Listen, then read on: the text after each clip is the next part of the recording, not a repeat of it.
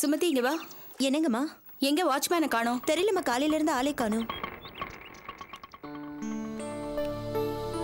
இந்தப்பா.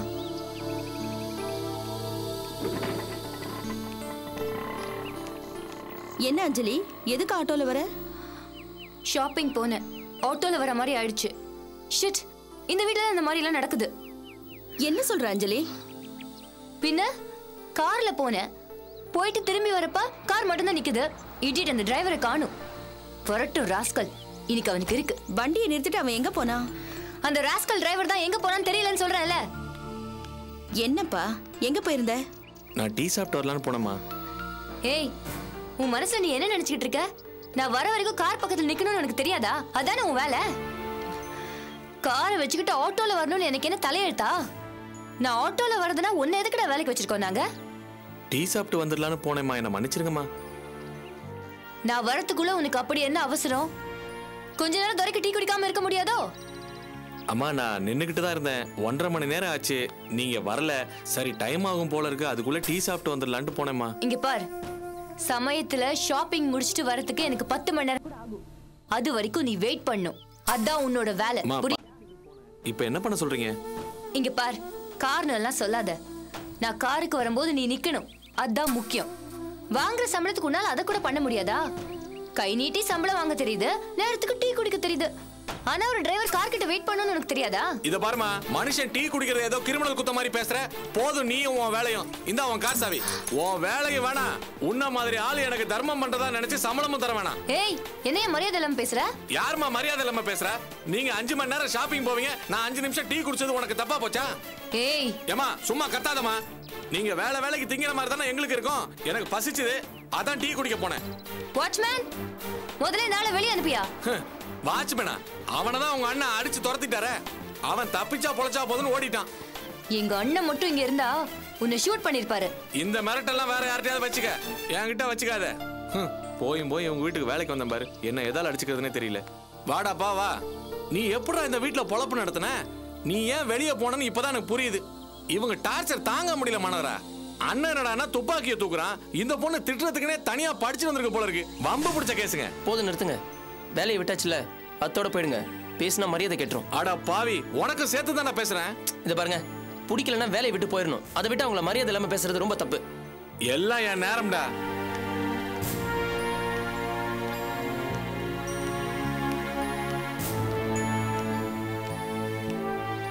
என்னப்பா? நான் என்னோட லைசன்ஸை வாங்கிட்டு போலான்னு வந்தம்மா. ஏன்பா, நான் தான் அன்னைக்கு கோவத்துல ஏதோ திட்டிட்டேன், அதுக்காக வேலையை விட்டு போயிடுறதா? அது இல்லம்மா, பிடிக்கலன்னு தான் திட்டினீங்க. மனஸ்தாபத்தோட எப்படி வேலை செய்ய முடியும்? அதான். இப்ப போனானே, அவனுக்கு அட்வைஸ் பண்ற அளவுக்கு பொறுப்பா இருக்கல. அந்த பொறுப்பு மத்த டயத்துல இருக்கணும்ல. அன்னைக்கு கோவத்துல பேசிட்டேன், அடுத்த நாள் நீ வந்திருக்கலாமே.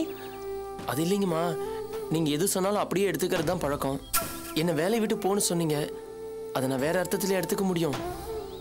அதான் வேலையை விட்டு போயிட்டேன். சரி, இப்ப என்ன, என்ன கெஞ்ச சொல்றியா? ஐயோ, நான் அப்படி சொல்லலம்மா. அன்னைக்கு என் பேர்ல தப்பு இல்லைன்னு சொல்றேன். சரி, உன் மேல தப்பு இல்ல, ஒத்துக்கிறேன். நீங்க வேலை பார்க்கணும்னா இப்ப தாராளமா பார்க்கலாம். என்ன? சரிம்மா. அம்மா, வண்டி எடுக்கவா? எங்கேயாவது போகணுமா? இன்னைக்கு நேரமே சரியில்லை, வண்டியை தொடச்சு வை போதும்.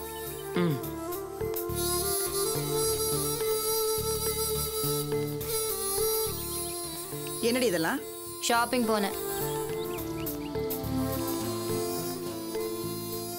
என்னப்பா, மறுபடியும் இங்க வந்து வேலைக்கு சேர்ந்துட்டியா? நான் என் லைசன்ஸை கேட்கறதுக்காக தான் வந்தேன். அம்மா தான் என்ன மறுபடியும் வேலையில் சேர்ந்துக்க சொன்னாங்க. சேர்ந்ததெல்லாம் சரிதான்ப்பா. நீ அபி தம்பின்னு தெரிஞ்சா ஆதித்யா என்ன சொல்லுவானோ? அம்மா தான் ரொம்ப தூரம் சொன்னாங்க. அவங்க பேச்சு மீறி போனா திமிரு பிடிச்சவன்னு சொல்லுவாங்க. அதான். அப்போ இங்க வேலை பார்க்கணும்னு முடிவு பண்ணிட்டேன். ஆமாங்கம்மா, நான் இங்க வேலைக்கு சேர்ந்ததுக்கு காரணமே முதலாளி தான். அவரு எம்எல்ஏ வச்சிருக்கிற பிரியம்தான். அதோட நீங்களும் இருக்கீங்க, எனக்கு ஒன்றும் பிரச்சனை இல்லைம்மா. இது வந்தாலும் நான் சமாளிச்சுக்குவேன். சரிம்மா, நான் போய் கார் துடைக்கிறேன்.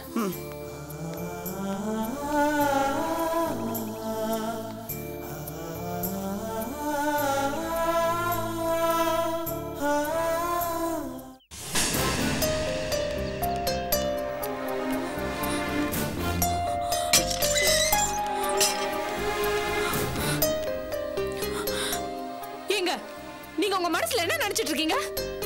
வயசாச்சே தவிர கொஞ்சம் கூட அறிவே இல்லாம நடந்துக்கிறீங்க. என்ன அர்த்தம் இப்படி பேசுற? உங்களை யாரும் எங்க அம்மா வீட்டுக்கு போக சொன்னது? அங்க எதுக்கு போனீங்க? அங்க போய் என்ன பேசுனீங்க? நான் இங்க போய் ஒன்னும் தப்பா சொல்லலையேம்மா. தப்பா சொல்லலையா?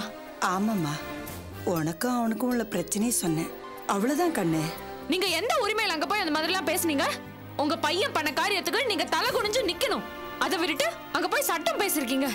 யாரும்மா சட்டம் பேசுனது? அதெல்லாம் ஒண்ணு இல்லம்மா. உங்க பையன் பண்ண தப்பெல்லாம் மறந்துட்டு நான் ஏதோ பொண்டாட்டியா வாழலான்னு சொல்லிருக்கீங்க. ஆர்த்தி, கோவப்படாம புரிஞ்சுக்கம்மா.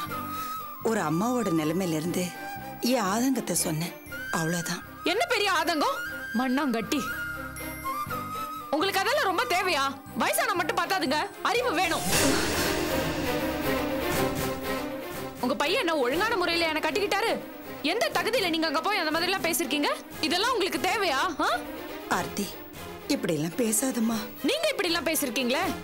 ஒரு மூணாந்தரமான ஃப்ராட பெத்து வச்சுட்டோமேங்கிற கூச்சம் கொஞ்சம் கூட இல்லாம எங்க வீட்டுக்கு போய் நான் என்னமோ பொண்டாட்டியா வாழ புண்ணாக்கா வாழ அது இதுன்னு புலம்பிருக்கீங்க.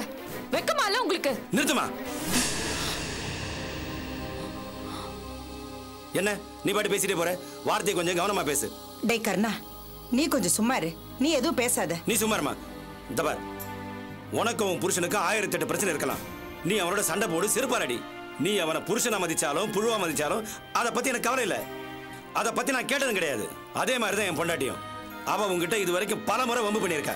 நான் ஏதாவது கேட்டதுண்டா? ஏன்னா அவ தப்பா தான் சண்டை போடுவான்னு எனக்கு தெரியும். நீ அவளை அடிக்க ஒரு தடவை கை வாங்கியிருக்க, அதையும் நான் கண்டுக்கல. ஏன்னா அவ தப்பண்ணா அதான். ஆனா நீ எங்க அம்மா இந்த மாதிரி பேசக்கூடாது. எங்க அம்மா என்ன தப்புனாங்க? இவங்களை யாரு என் வீட்டுக்கு போய் பேச சொன்னது? நான் அங்க போய் தப்பா ஒன்னும் பேசலம்மா. ஆர்த்தி, எங்க அம்மா பாவம். நீ ராஜேஷ் நல்லா வாணுங்கிற நல்ல எண்ணத்துல தான் அவங்க அங்கே போய் பேசியிருக்காங்க. இவங்க பையனை மாதிரி ஒரு ஃப்ராட கட்டிக்கிட்டு நான் எப்படி நல்லா வாழறது? நான் எப்படியோ போறேன், இவங்களுக்கு என்ன? இந்த பாருமா, இந்த வீட்டில் நீ இருக்கிற வரைக்கும் நீ எங்க வீட்டு பொண்ணு, இவங்களோட மருமக. உனக்கு பிடிக்குதோ இல்லையோ, தான் பையன் நல்லா வாழணும்னு இவங்க நினைக்கிறதுல என்ன தப்பு இருக்கு?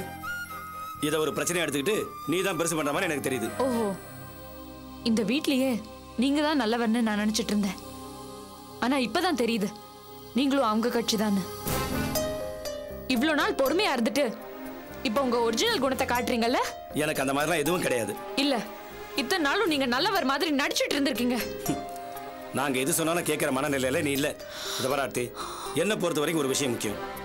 நீ எங்க அம்மாவை மரியாதை குறைவா பேசுறத என்னால தாங்கிக்க முடியாது.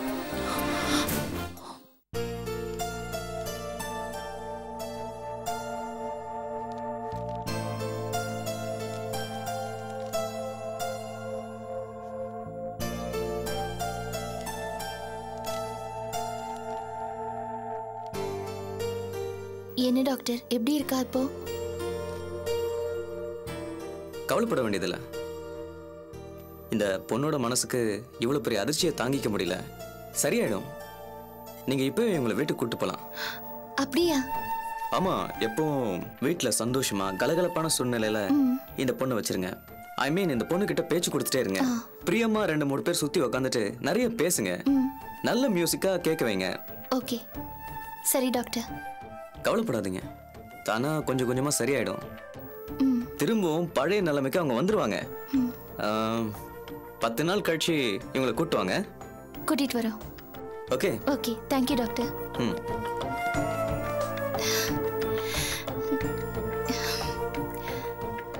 சரி சித்தி, அப்ப கிளம்பலாம் வாங்க. எங்க அபி? அதான் டாக்டர் சொல்லிட்டார்ல போலான்னு. வீட்டுக்கு தான். எந்த வீட்டுக்கு? சித்தி என்ன கேக்குறீங்க? நீங்க இருக்கிற வீட்டுக்கு தான். அபி, இனி எனக்கு வீடுனா அது உன்னோட வீடுதான். அது எப்பவுமே உங்க வீடு தான். நான் சொல்றது சித்தப்பா இருக்கிற வீடு. அபி, என்னால அங்க போக முடியாது. அந்த மனுஷன் இருக்கிற வீட்டுக்கு என்னால போக முடியாது. என்ன சித்தி இப்படி பேசுறீங்க? ஆமா அபி, என் பொண்ணு வாழ்க்கையை கெடுத்த அந்த படுபாய் மூஞ்சில நான் மறுபடியும் முழிக்கணுமா? என்னால இனிமே முடியாது. அந்த ஆள் ஒரு மனுஷனாவே என்னால மதிக்க முடியல. ஏன் சித்தி இப்படி பேசுறீங்க? எல்லாம் தெரிஞ்சுக்கிட்டா இப்படி சொல்றீங்க? நான் சொல்றதுல என்னமா தப்பு இருக்கு? சித்தி, நடந்த விஷயத்தினால சித்தப்பாவும் தான் உடைஞ்சு போயிருக்காரு. அதோட அவர் மனசுல தான் பண்ணது தப்புங்கிற ஒரு குற்ற உணர்ச்சியும் அதிகமா இருக்கு. நீங்களும் அவரை கைவிட்டுட்டா எப்படி? அவருக்கு வேற யார் சித்தி இருக்கா? இது பாருங்க, நீங்க அவர் கூட இருக்கிறதா நல்லது. அபி, நீ எங்களை உன் வீட்டுக்கு கூட்டிட்டு போலனா கூட பரவாயில்ல. ஆனா நாங்க அங்க போக மாட்டோம். அதை விட நானும் என் பொண்ணு கிணத்துல விழுந்து செத்து போயிடும். என்ன பேசுறீங்க நீங்க? வேற எப்படிமா பேசுறது? உன் வீடுதான் எங்களுக்கு ஆறுதல் நாங்க நினைச்சோம். ஆனா நீ இப்படி பேசுறீ. என்ன சித்தி நீங்க? என் பொண்ணுக்கு இந்த மாதிரி ஆயிப்போச்சு. அதுக்கு காரணமான அந்த ஆள் வீட்டுக்கு என்ன போக சொல்றியே? சித்தி சரி சரி, இது பாருங்க, மறுபடியும் அழாதீங்க. சித்தி, சுமதி என் தங்கச்சி. என் வீட்டுக்கு நீங்க வர்றதுக்கு உங்களுக்கு யாரோட அனுமதியும் தேவையில்லை. ப்ளீஸ் இதை தயவு செஞ்சு நீங்க முதல்ல புரிஞ்சுக்கங்க. என்ன பார்த்து நீங்க இப்படி ஒரு வார்த்தை சொல்லிட்டீங்களே. இது பாருங்க சித்தி, நான் சித்தப்பாவை நினைச்சுதான் இப்படி எல்லாம் சொன்னேன். சரி வாங்க, நம்ம வீட்டுக்கே போலாம். உன் வீட்டுக்கு தானே?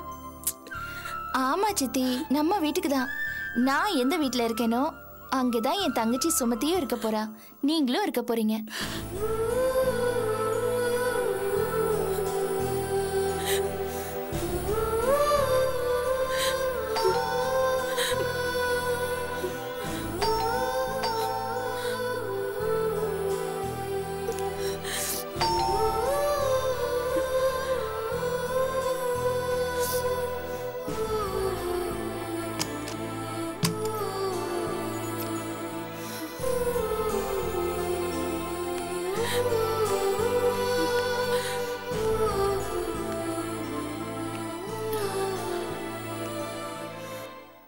என்னங்க, வந்தவனை வான்னு கூட மாட்டீங்க போல இருக்கு. ஏங்க, இதான் ஃப்ரெண்ட்ஷிப்புக்கு அடையாளமா? என்னது? இப்ப என்ன சொன்னீங்க? அப்புறம் நம்ம ஃப்ரெண்ட்ஷிப்புக்கு என்ன அர்த்தம்னு கேட்டேன். இதே கேள்வியை தான் நானும் எனக்குள்ளேயே கேட்டுக்கிட்டு இருக்கேன். எனக்கும் அபிக்குமான ஃப்ரெண்ட்ஷிப்க்கு என்ன அர்த்தங்கிற விரத்தியில எனக்குள்ளேயே இந்த கேள்வியை கேட்டுட்டு இருக்கேன். எவ்வளவோ நெருக்கமா பழகிறோம். நம்ம கூட பிறந்தவங்க கிட்ட, ஏன் பெத்தவங்க கிட்ட கூட இந்த அளவுக்கு நெருக்கமா பழக முடியாதுங்கிற அளவுக்கு பழகிறோம். இருந்தாலும் எங்கேயோ ஒரு சின்ன இடைவெளி இருக்கதான் செய்யும். இல்ல தோல்ஸ்? அப்படின்னு நீங்க ஏன் சட்டுன்னு ஒரு முடிவுக்கு வரீங்க உஷா? என்னால வேற எந்த முடிவுக்கும் வர முடியலையே. என்னதான் ஈருடல் ஒரு உயிருங்கிற மாதிரி பழகினாலும் ஒவ்வொருத்தரும் தனித்தனி ஆள் தானே. யார் மனசுல என்ன இருக்கு, அதுல நமக்கு எது தெரியுது, எது மறைஞ்சிருக்கு, எந்த நேரத்துல எந்த விஷயம் வார்த்தைகளா வெளியில வந்து நம்ம மனசை காயப்படுத்தும், இது எதுவுமே நம்மளால புரிஞ்சுக்க முடியாதுல்ல தோல்ஸ்? என்னால முடியல. உஷா, எதுக்கு இந்த அளவுக்கு சீரியஸா இப்ப நீங்க வருத்தப்பட்டு பேசிட்டு இருக்கீங்க? வருத்தப்படாம வேற என்ன பண்ண சொல்றீங்க? என்ன தோல்ஸ் நான்சென்ஸ் மாதிரி பேசுறீங்க? போச்சுரா உஷா, நீங்க வருத்தப்படக்கூடாதுங்கிற ஒரு நல்ல எண்ணத்துல தான் நான் சொல்றேன். எப்படி வருத்தப்படாம இருக்க சொல்றீங்க? நானும் அபி எந்த அளவுக்கு க்ளோஸா பழகினோம்னு உங்களுக்கு தெரியாது? நல்லா தெரியும், அதனால தான் சொல்றேன். வாங்க ஆபீஸ் போலாம். ஆபீஸ்க்கா? அதான் எனக்கும் அந்த ஆபீஸ்க்கும் எந்த சம்பந்தமும் இல்லைன்னு அபியே சொல்லிட்டாலே, அப்புறம் நான் எதுக்கு அங்க வரணும்? என்ன உஷா பேசுறீங்க? எவ்வளவு கஷ்டப்பட்டு இந்த கம்பெனி நம்ம ஆரம்பிச்சிருக்கோம். எல்லா சமயத்திலையும் கூட இருந்துட்டு இப்ப போய் இப்படி சொன்னா எப்படி? அப்போ அபி மட்டும் அப்படி சொல்லலாமா?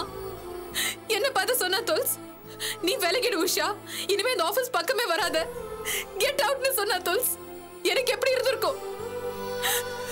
என் வாழ்க்கையில எந்த ஒரு விஷயத்துக்கும் நான் இந்த அளவுக்கு காயப்பட்டதே இல்ல தோல்ஸ். எந்த காரணத்தை கொண்டு நம்ம ஃப்ரெண்ட்ஷிப்பை விட்டு கொடுக்காத அப்படின்னு நான் அபி கிட்ட சொல்லல. அதுக்கு அபி ஒத்துக்கல. அதுக்கப்புறம் தானே ஆதி விஷயத்துக்கு நான் ஓகே சொன்னேன். அதுக்கப்புறம் என்ன பார்த்து இப்படி ஒரு வார்த்தை சொல்லலாமா? இது எந்த விதத்துல நியாயம் நான் கேக்குறேன். உஷா, உங்க வருத்தம் எனக்கு புரியுது. நீங்களும் அபியும் ஒருத்தருக்கு ஒருத்தர் நல்லா புரிஞ்சுக்கிட்ட ஃப்ரெண்ட்ஸ்னு எனக்கு நல்லா தெரியும். உங்களை பார்த்து இப்படி ஒரு வார்த்தையை சொன்னா நீங்க வேதனைப்படுவீங்கன்னு அபிக்கு தெரியாதா? தெரிஞ்சும் அவங்க ஏன் அப்படி சொன்னாங்கன்னு உங்களால புரிஞ்சுக்க முடியலையா? உங்களை மாதிரி நல்ல ஃப்ரெண்ட்ஸுக்கு நடுவில் இந்த மாதிரி சின்ன விஷயம்லாம் ரொம்ப ஈஸியாக சால்வ் ஆகிடும் உஷா. ஒரு சிரிப்பில் சரியாயிடும். ப்ளீஸ் கிளம்புங்க, என் கூட ஆஃபீஸ் வாங்க.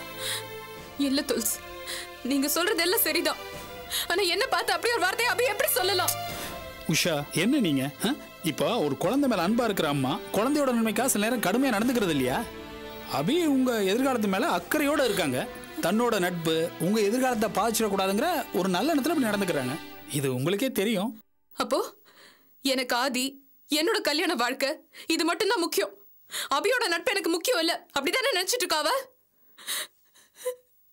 தெரியும் இந்த மாதிரி பிரச்சனை எங்களுக்குள்ள வரும்னு தெரிஞ்சுதான் நான் அன்னைக்கு ஆதி விஷயத்துக்கு வேண்டான்னு மறுத்தேன். உஷா, நீங்க சொல்றதெல்லாம் சரிதான். ஆனா சில காலகட்டங்கள்ல சில பிரியாரிட்டிஸ் மாறும். நாம சில விஷயங்களுக்கு கொடுக்குற முக்கியத்துவம் அதிகமாகும், சில நேரங்கள்ல குறையும். அது வேணா மத்தவங்களுக்கு இருக்கலாம் தோல்ஸ், ஆனா ஏன் விஷயத்துல அப்படி கிடையாது. என்னோட வாழ்க்கையில என்னைக்குமே அபியோட நட்புக்கு தான் ஃபர்ஸ்ட் பிரையாரிட்டி. வேற எதுவுமே எனக்கு முக்கியமா இருந்தது கிடையாது. Very good.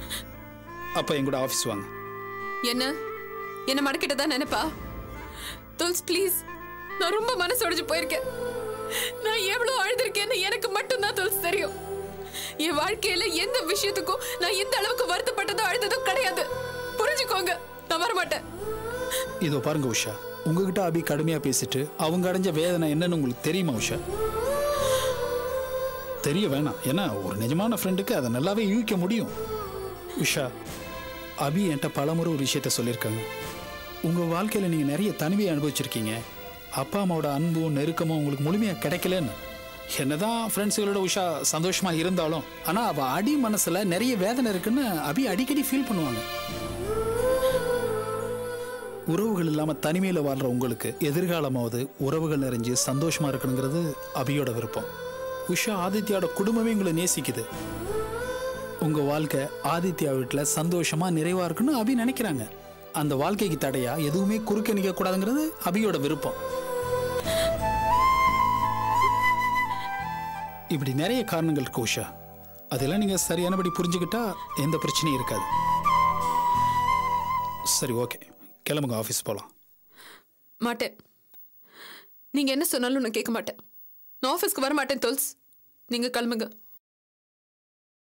என்ன உஷா, நான் இவ்வளவு தூரம் சொல்லியும் பிடிவாதம் பிடிச்சிட்டே இருக்கீங்க? இதுக்கு பேர் பிடிவாதம் இல்ல தோல்ஸ், என் மன வேதனை. நீங்க 1000 தான் நியாயம் சொன்னாலும் இத்தனை நாள் கூட பழகின என்ன பார்த்து அபி போயிடுன்னு ஒரு வார்த்தை சொன்னோன்னே என் மனசு எவ்வளவு காயப்பட்டு போச்சுன்னு தெரியுமா? நான் வரல. இனிமே அந்த ஆஃபீஸ்க்கு நான் வரமாட்டேன்.